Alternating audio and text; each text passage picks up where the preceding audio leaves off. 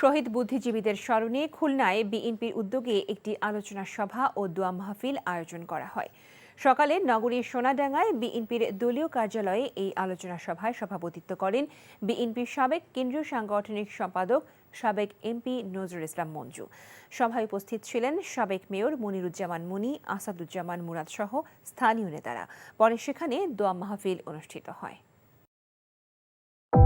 ভালোবাসার প্রথম শর্ত বিশ্বাস, যেটা আমার প্রতি কখনোই তোমার ছিল না। আমি তোমাকে বিয়ে করতে চেয়েছিলাম।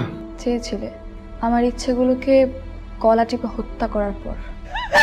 নিলয়ের হঠাৎ এমন চেঞ্জ আমার ভালো লাগছে না। তোমার নিলয়কে নিয়ে টেনশন করতে হবে না। আমি ভুল মানুষকে ভালোবেসেছি। আপনি ডাক্তার? জি। কিসের ডাক্তার আপনি? মেডিসিন, গাইনি, অর্থোপেডিক নাকি সাইকোলজিস্ট?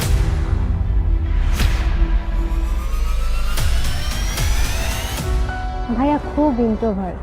ভাইয়াকে নেশার জগৎ থেকে ফিরিয়ে আনতে হবে। আমার মনে হয় কি তোমার রেগুলার অফিসে বসা উচিত। সব তোকে সামলাতে হবে। এরকম কেস না দিন দিন বেড়েই চলেছে।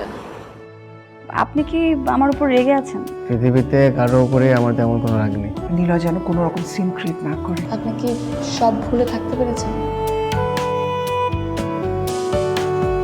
প্রেম এবং ভালোবাসা খুব পবিত্র, সস্তা কোনো কিছু না। আমি তোমাকে হারাতে চাইনি Priti. Love is not enough in the world.